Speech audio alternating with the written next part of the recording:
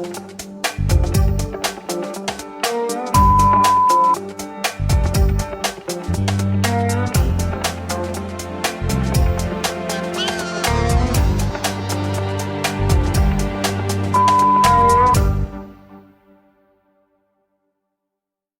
morning students. Today we are going to see about Unit 5 Grammar, Pronouns and its types.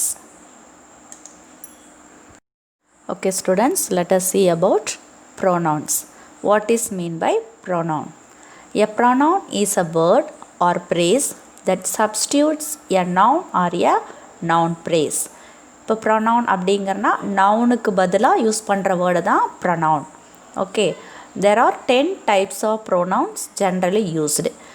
இப்போ பொதுவாக பார்த்திங்க அப்படின்னா நம்ம 10 டைப்ஸ் ஆஃப் ப்ரோனவுன்ஸ் தான் நம்ம யூஸ் பண்ணிகிட்ருக்கோம். That is first one is relative pronoun, second one demonstrative pronoun, third one indefinite pronoun, fourth one emphatic pronoun, fifth one exclamatory pronoun, sixth one personal pronoun, seventh one interrogative pronoun, eighth one distributive pronoun, ninth one reflexive pronoun, tenth one is reciprocal pronoun. Okay students, let us see about relative pronoun.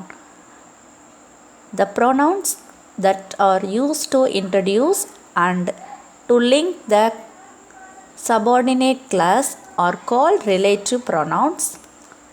It is used to connect a class or phrase to a noun or pronoun.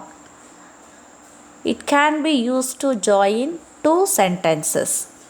The relative pronouns are who, whom, whose, that, which. இப்போ relative pronouns பார்த்திங்க அப்படின்னா subordinate கூட link பண்ணுறதுக்காக use பண்ணுறது relative pronouns. Next one பார்த்திங்க அப்படின்னா ப்ரேஸையும் கிளாஸையும் noun கூட அல்லது ப்ரோனவுன் கூட கனெக்ட் பண்ணுற வேர்டு ரிலேட்டிவ் ப்ரோனவுன். அப்புறம் டூ சென்டென்ஸை ஜாயின் பண்ணுறதும் ரிலேட்டிவ் ப்ரோனவுன் தான். இப்போ ரிலேட்டிவ் ப்ரோனவுன்ஸ் என்னென்னு பார்த்திங்க அப்படின்னா who, whom, whose, that, which இதெல்லாம் relative pronouns. Okay students, let us see the usage of the relative pronouns. For persons, we use who, whom, whose. For places, we use where. For things, we use what, which. இப்போ பார்த்திங்கன்னா persons வரும்போது நம்ம who, whom, whose இப்போ இந்த 3 relative pronouns தான் நம்ம use பண்ணுவோம். பிளேஸஸ்க்கு பார்த்திங்கன்னா வேர் அப்படிங்கிற ரிலேட்டிவ் ப்ரோனவுன் நம்ம யூஸ் பண்ணலாம். நெக்ஸ்ட்டு திங்ஸ்க்கு பார்த்திங்கன்னா வாட்டும் விச் இந்த 2 ரிலேட்டிவ் ப்ரோனவுன் தான் திங்ஸ்க்கு நம்ம யூஸ் பண்ணணும். For example, the thief who stolen the jewels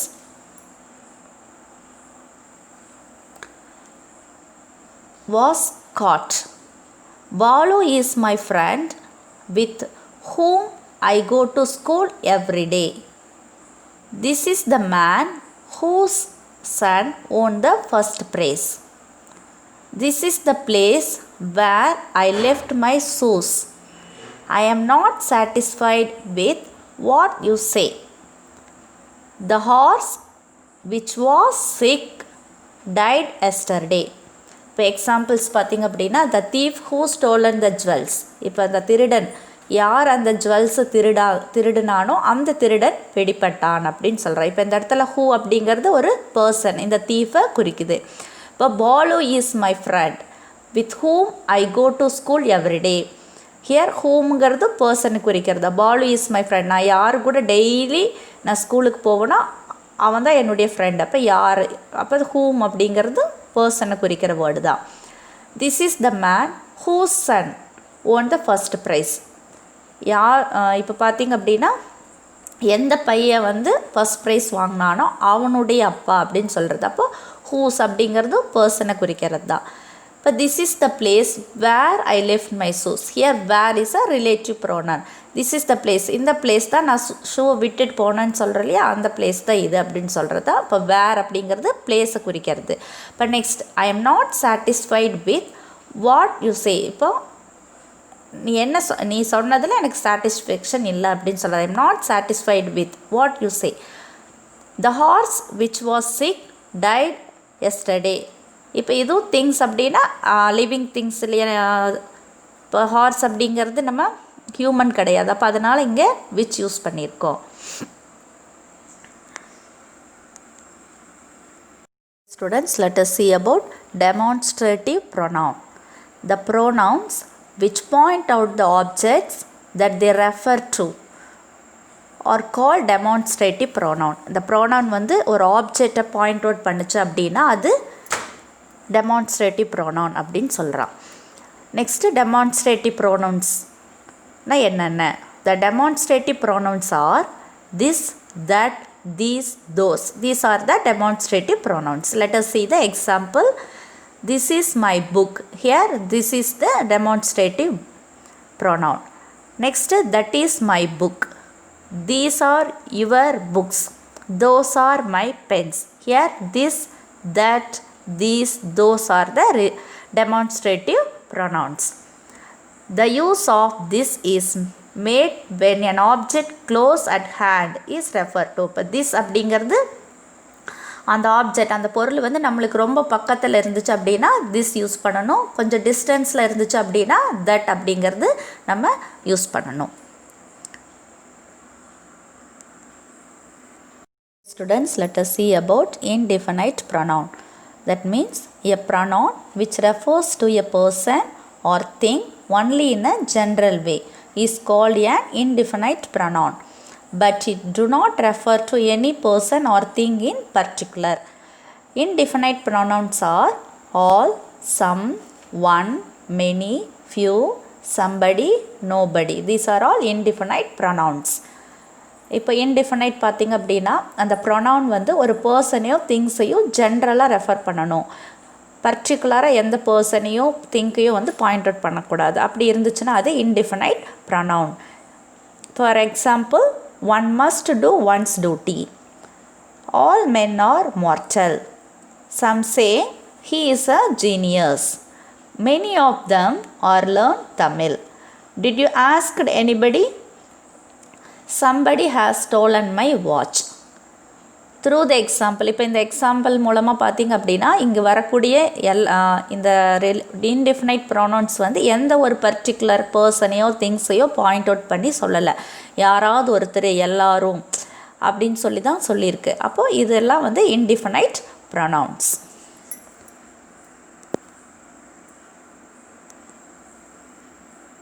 Okay students, let us see about emphatic pronoun. That means when compound personal pronouns, that means pronouns with the adjunct self or selves are used to lay emphasis on a particular point, they are called emphatic pronoun. இப்போ emphatic அப்படின்னா பார்த்திங்கன்னா லே stress on, நம்ம வந்து ஒரு இடத்துல அழுத்தம் கொடுத்து சொல்கிறது, அதுதான் emphatic pronoun அப்படின்னு சொல்லலாம். இப்போ emphatic pronoun are myself, himself, herself. These are all emphatic pronouns. For example, I myself typed the letter. He himself cooked the food. She herself cooked the food. இப்போ இங்கே பார்த்தீங்கன்னா ஐ மை செல்ஃப், நானே type பண்ணினேன் என்னோட கடிதத்தை. இப்போ இந்த இடத்துல நம்ம ஒரு அழுத்தம் கொடுத்து சொல்கிறோம், அதுதான் எம்பேட்ரிக் ப்ரொனவுன் அப்படின்னு சொல்கிறாங்க. இங்கே he himself cooked the food. இப்போ இங்கே ஹீ ஹிம்செல்ஃப், அவன் ஃபுட்டு அவனே சமைச்சான் அப்படின்னா இப்போ ஹிம்செல் அப்படிங்கிறது emphatic pronoun. Next one, he herself cooked the food, அவளே சமைச்சிக்கிட்டா. அப்போ அங்கே நம்ம ஒரு ஸ்ட்ரெஸ் கொடுக்குறோம் இல்லையா, அந்த ஸ்ட்ரெஸ்ஸை தான் எம்பேட்ரிக் அப்படின்னு சொல்கிறது. அப்போ ஸ்ட்ரெஸ்ஸு கொடுத்து வரக்கூடிய வார்த்தை தான் எம்பேட்ரிக் ப்ரொனவுன்.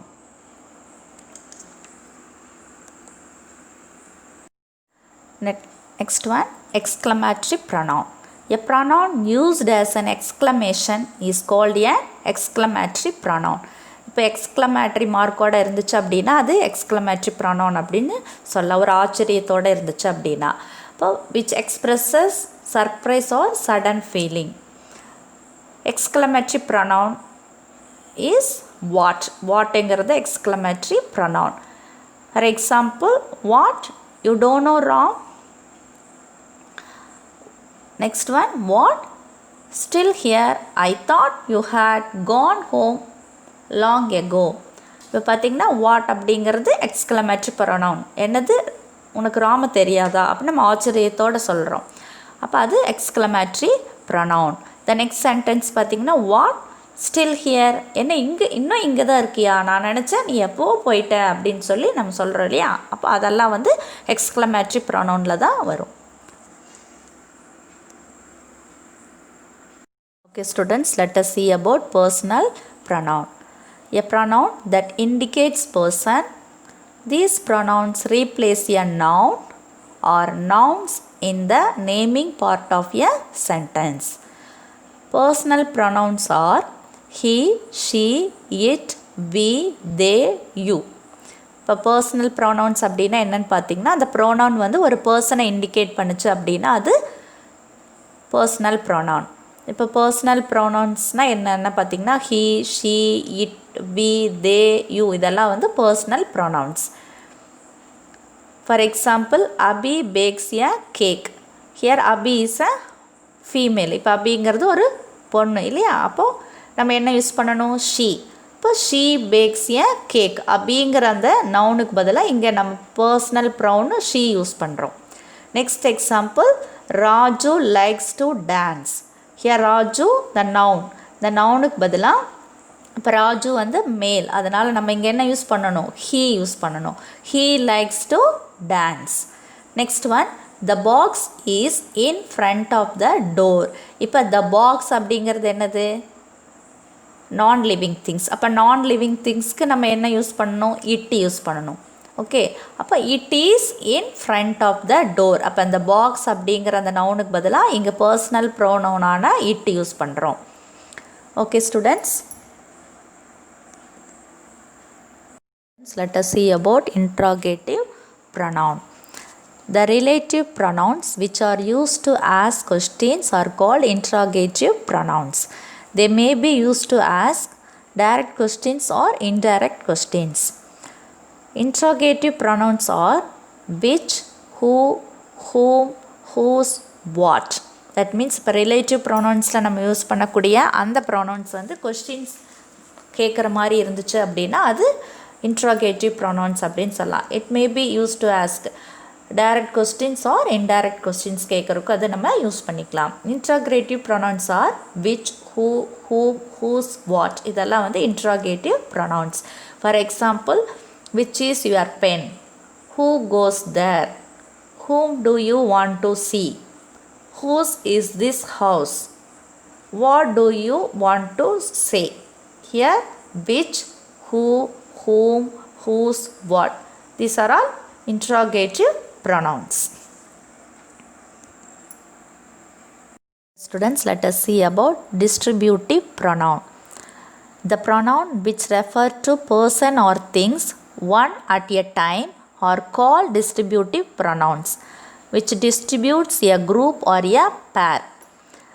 இப்போ ஒரு ப்ரொனவுன் வந்து ஒரு பர்சனையோ திங்ஸையோ ஒரே ஒரு தடவை மட்டும் பாயிண்ட் அவுட் பண்ணிச்சு அப்படின்னா அதுதான் distributive pronounce.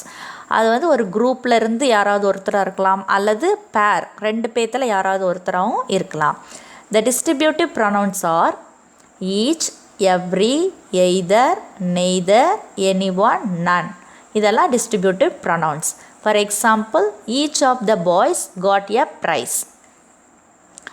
Every person in this world are some way good. Either Ramesh or Raja will get prize. Neither of the two books is mine. இங்கே பார்த்தீங்கன்னா each of the boys got a prize. இப்போ இங்கே வந்து ஒரு group. அப்போ each of the boys got a prize. அப்போ அந்த குரூப்பில் இப்போ எல்லோரும் ஒவ்வொருத்தரும் ப்ரைஸ் வாங்கியிருக்காங்க அப்படின்னு சொல்லி ஒருத்தர் தான் இங்கே பாயிண்ட் அவுட் பண்ணுது. அப்புறம் every person in this world are some way good. இப்போ இங்கே குரூப் எல்லா நாட்டில் உலகத்தில் இருக்கக்கூடிய அனைத்து மக்களையும் குறிக்குது. அப்புறம் every person in this world. இப்போ இங்கே ஒரு குரூப்பில் யாராவது ஒருத்தர். Neither Ramesh or Raja will get prize. Either. இப்போ எய்தர் பார்த்திங்க அப்படின்னா இங்கே ரெண்டு பேர்த்தில் யாராவது ஒருத்தர் மட்டும் அப்படின்னு சொல்கிறது. Neither of the two books is mine. இந்த ரெண்டில் ஏதாவது ஒன்று என்னோடது அப்படின்னு சொல்கிறது. அப்போ இந்த இடத்துல ஒரே ஒரு ஒருத்தரை மட்டும் ஒரு திங்ஸை மட்டும் ஒரு பர்சனையோ ஒரு திங்ஸையோ ஒரே ஒரு தடவை மட்டும் பாயிண்ட் அவுட் பண்ணி சொல்லிச்சு அப்படின்னா அது distributive pronoun. Friends, let us see about reflexive pronoun, which reflects the action towards the subject used after the verb. இப்போ அந்த ஆக்ஷன் வந்து வேர்பை ப்ளேஸ் பண்ணி இருந்துச்சு அப்படின்னா, வேர்பை ப்ளேஸ் பண்ணி ஆஃப்டர் த வேர்புக்கு அப்புறம் இருந்துச்சு அப்படின்னா அது reflexive pronoun.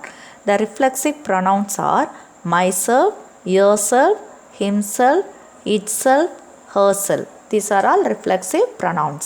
For example, I hate myself.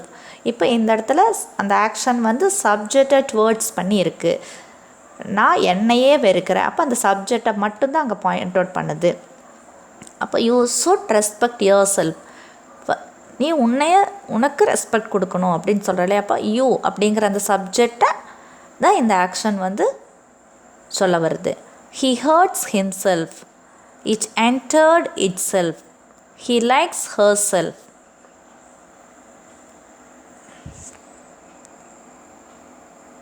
Students, let us see about reciprocal pronoun.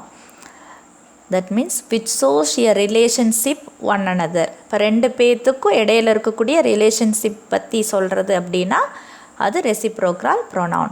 இப்போ reciprocal pronouns are each other, one another. Each other refers to two persons or things. இப்போ each other அப்படிங்கிறத நம்ம எதுக்கு use பண்ணுவோம் அப்படின்னா two பர்சனோ அல்லது திங்ஸ்க்கும் நம்ம use பண்ணலாம்.